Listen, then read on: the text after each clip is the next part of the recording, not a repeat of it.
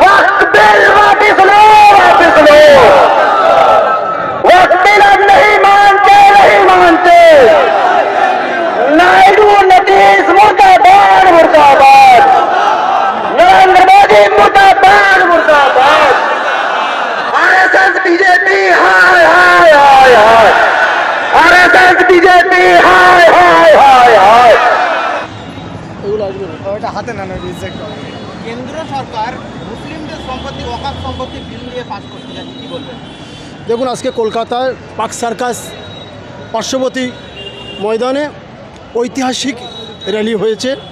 লক্ষাধিক মানুষের উপস্থিতিতে নিন্দা প্রস্তাব নিয়ে আসা হয়েছে। সাথে সাথে সিদ্ধান্ত হয়েছে পুরো বাংলা থেকে একটা টিম একত্রিত হয়ে দিল্লিতে পালা করে করে করে আমরা দিল্লিতে অবস্থান করব। এই আন্দোলন আমরা স্বাধীনতার পূর্বে যেভাবে আমরা আন্দোলন সংগঠিত করেছিলাম, আমাদের পূর্বপুরুষরা আন্দোলন সংগঠিত করেছিল, ভারতবর্ষকে স্বাধীনতার সংগ্রামের স্বাধীনতা লাভ করতে যে তারা সহযোগিতা করেছিল, সেই ধাঁচে আমরা আন্দোলনটা নিয়ে যেতে চাই। এই আন্দোলন আমরা দিল্লি নিয়ে যাব, আজকে সিদ্ধান্ত গৃহীত হয়েছে।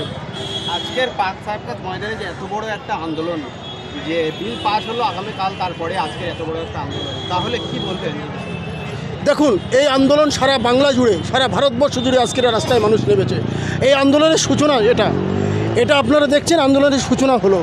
এই আন্দোলন অনেক লম্বা রাস্তায় আমাদের যেতে হবে।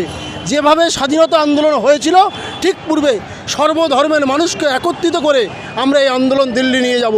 যতক্ষণ না এই বিল মোদী সরকার এখান থেকে আপস নিচ্ছে, যতক্ষণ না ফেরত করছে এই মোদী সরকার, পার্লামেন্টে মোদী সরকার এই বিলকে রিজেক্ট না ঘোষণা করছে, ততক্ষণ আমাদের লড়াই জারি থাকবে, আমরা রাস্তায় থাকব।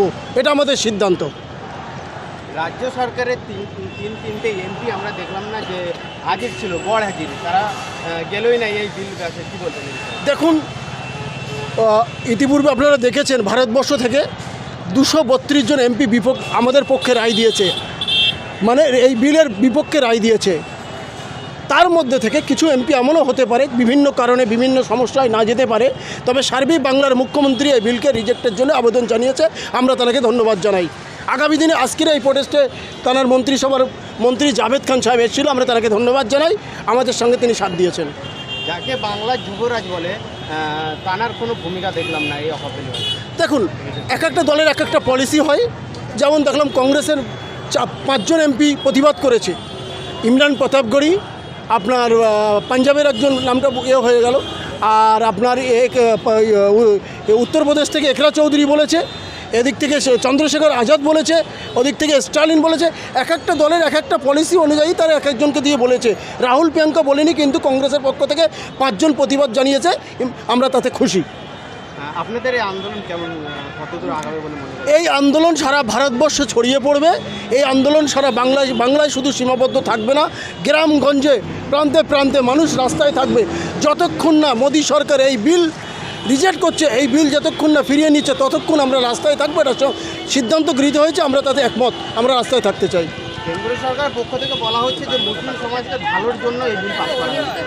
কেন্দ্র সরকার মুসলিমকে যদি ভালো চাইতো, তাহলে সারা দেশ জুড়ে একজন মুসলিম মন্ত্রী, এমএলএ, মিনিস্টার, এমপি তৈরি করতে পারেনি। তাদের নিয়ত তাদের খারাপ আছে, তারা মুসলিমদের কখনোই ভালো চায় না। এটা ভুল বোঝানোর জন্যে বলছে, যাতে মুসলমান সমাজ রাস্তায় না নামে। আমরা শুধু মুসলমান সমাজ নয়, সর্বধর্মের মানুষ একত্রিত করে আন্দোলন সংগঠিত করতে চাচ্ছি। যেটা আজাদির আগে যেটা হয়েছিল, নেতাজি সুভাষচন্দ্র বোস, গান্ধীজিকে আমরা সামনে দিয়ে নেতৃত্ব দিয়েছিলাম। আজকেও আমরা যারা আজকে আমাদের সাথ দিয়েছে তাদেরকে সামনে রেখে এই লড়াই আমরা লড়তে চাই। এই মিডিয়ার মাধ্যমে মুসলিম সমাজকে কী বার্তা দেবেন? মুসলিম সমাজকে বলবো, ফেরকাবাজি বন্ধ করুন। অনুরোধ করে বলবো, যে সিলসিলার মধ্যে আছেন, যে পন্থার মধ্যে আছেন, আপন জায়গায় থাকুন। দেশ রক্ষার স্বার্থে সার্বিক জাতিকে বাঁচাতে গিয়ে এক ছাতার তলায় চলে আসুন। শুধু মুসলিম সমাজ নয়, নিপীড়িত হিন্দু, আদিবাসী, দলিত সমাজকে একত্রিত করে আমাদের এই লড়াইকে এগিয়ে নিয়ে যেতে হবে। এখন কোনো ভাগের জায়গা নেই, আমরা ভাগ হওয়ার কোনো জায়গা নেই, আমরা ভাগ হওয়ার জায়গায় থাকবো না। আপনার নাম ও পরিচয়? ফিরোজ আহমেদ মোল্লা, সোশ্যাল অ্যাক্টিভিটিস।